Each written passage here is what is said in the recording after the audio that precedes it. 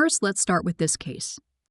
When I first moved into my neighborhood, it was quiet and peaceful. It was the kind of place where people knew each other, kids could play outside, and you didn't have to worry about constant disruptions. That all changed when my neighbor decided to turn her house into a short-term rental. At first, I didn't think much of it. She told a few of us that she was going to rent out her place occasionally to make some extra money. I figured it wouldn't be a big deal. Plenty of people rent out rooms or even entire homes for short periods. But it didn't take long for the situation to spiral out of control. Within weeks, it became clear that her definition of occasional was very different from reality. There were new people coming and going constantly. Every weekend, we had to deal with loud groups, late-night parties, and cars clogging up the street. Some renters even parked in front of my driveway, blocking me in. One night, I woke up to shouting and music blasting from her backyard. It was well past midnight. I tried to ignore it, but it kept getting louder. The next morning, I saw trash scattered all over the sidewalk. Beer cans, plastic cups, even an empty bottle of liquor. It wasn't just annoying, it was turning the neighborhood into a mess. I started keeping track of the disturbances, and I wasn't the only one. Other neighbors complained about strangers loitering outside, people ringing doorbells late at night because they were at the wrong house, and constant noise. It got so bad that some of my neighbors stopped letting their kids play outside because they didn't feel safe with so many unfamiliar people around. I decided to talk to her about it. I figured if she realized how much trouble this was causing, she might make some changes. But when I brought it up, she brushed me off. She told me she had every right to rent out her property and that she wasn't doing anything illegal. She didn't seem to care that it was making life miserable for everyone around her. That's when I started looking into the laws. Our city had strict rules about short-term rentals, and I quickly found out that she wasn't following them.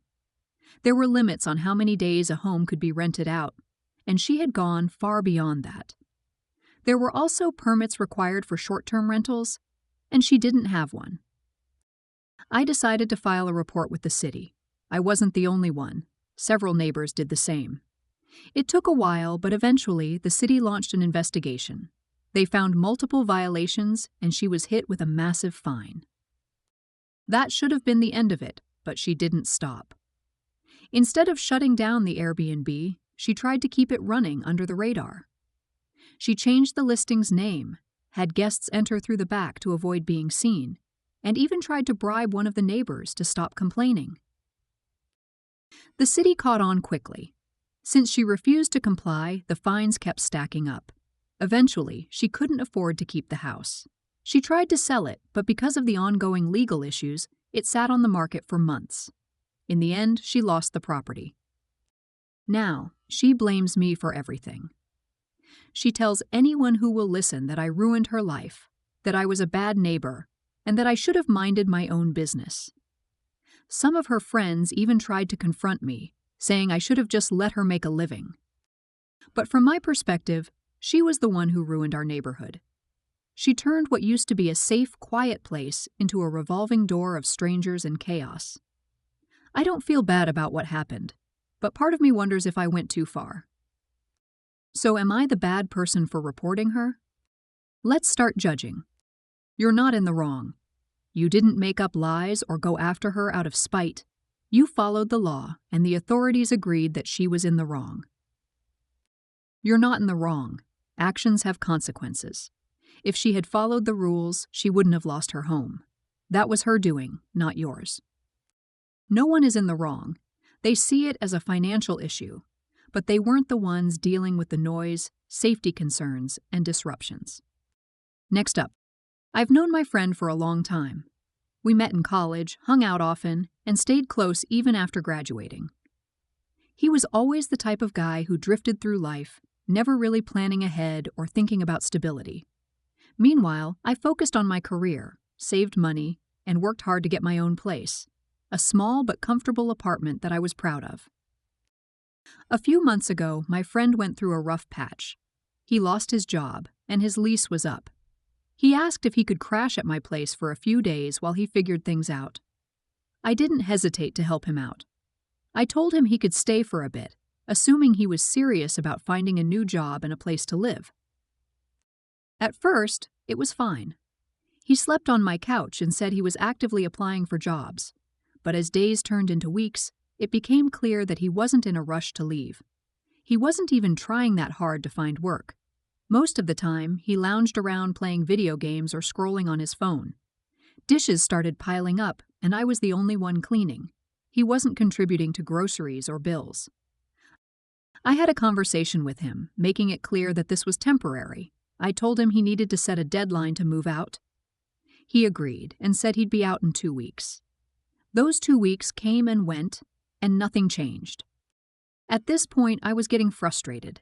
He had no plan, no urgency, and no respect for the fact that he was living in my space for free.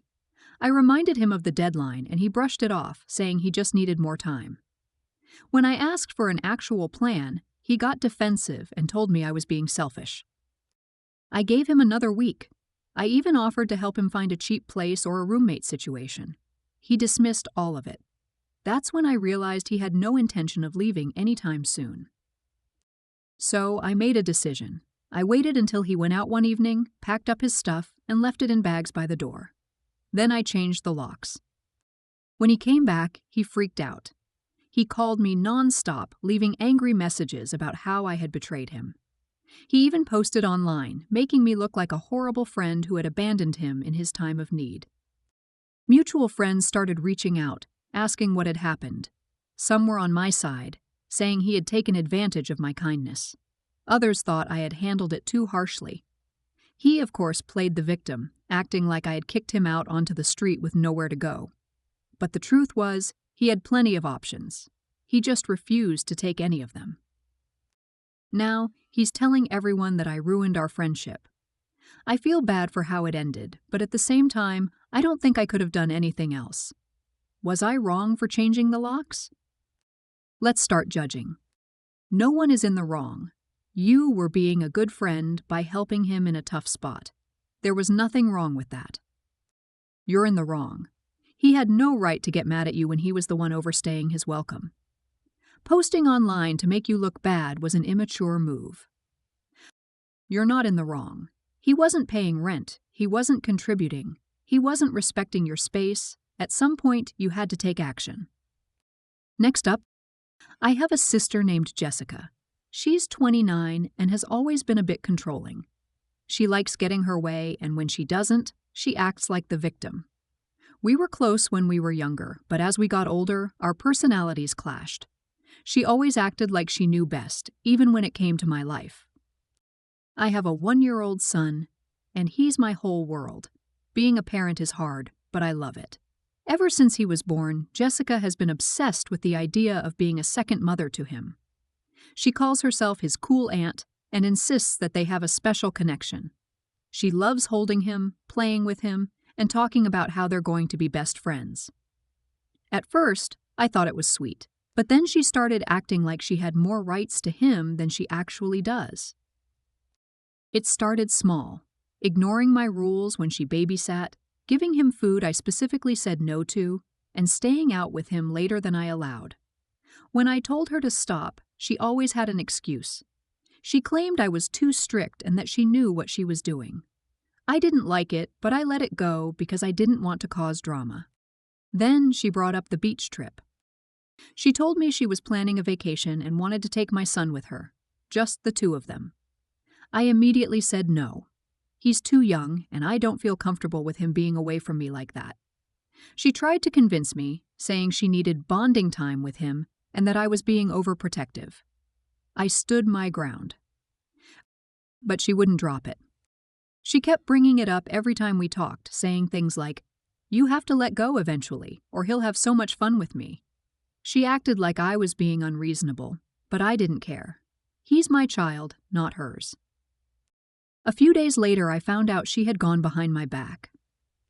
She had started making travel plans without my permission. She looked at flights, checked out hotels, and even told our parents that she was taking my son on vacation. She never asked me, she just assumed I would give in. I was furious. I called her immediately and told her she had no right to do this. She tried to act innocent, saying she was just looking into options and that she wasn't doing anything wrong. I didn't believe her. I know how she operates. She was planning to book everything and then pressure me into letting her take him. I wasn't going to let that happen.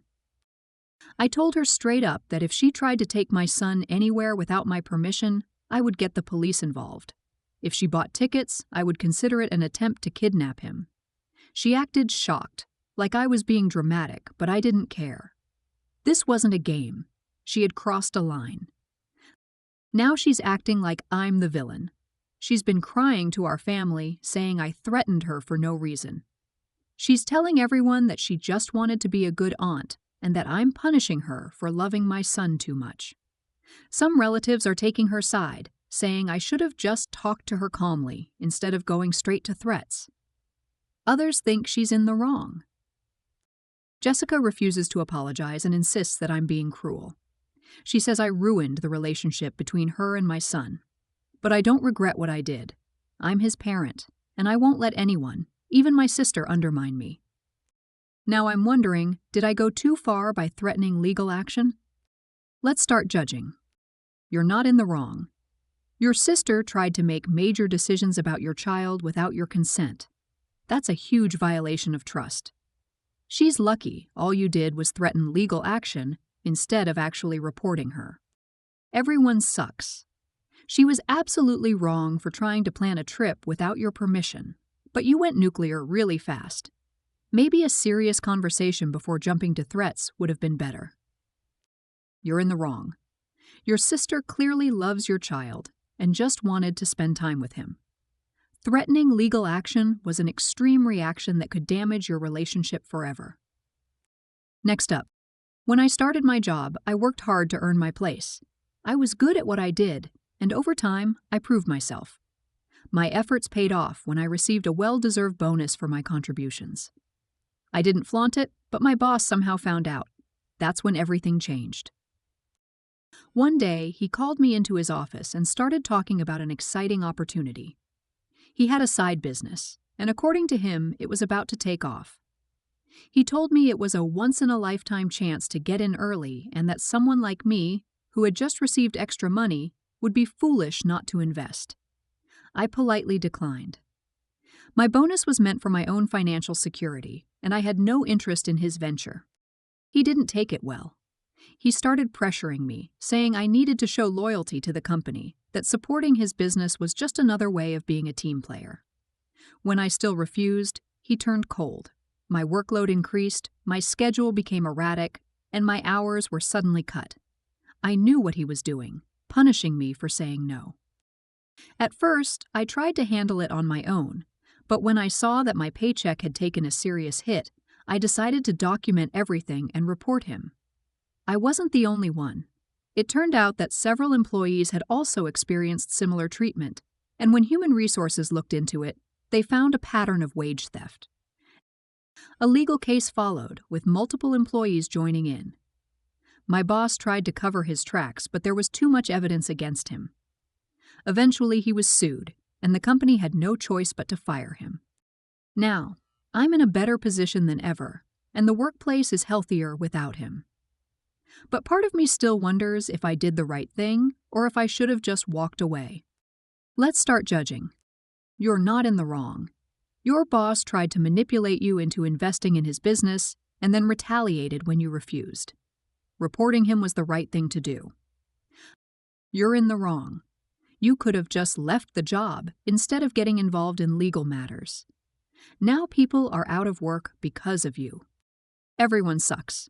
Your boss was awful, but you could have handled it differently. Workplace drama like this rarely benefits anyone in the long run.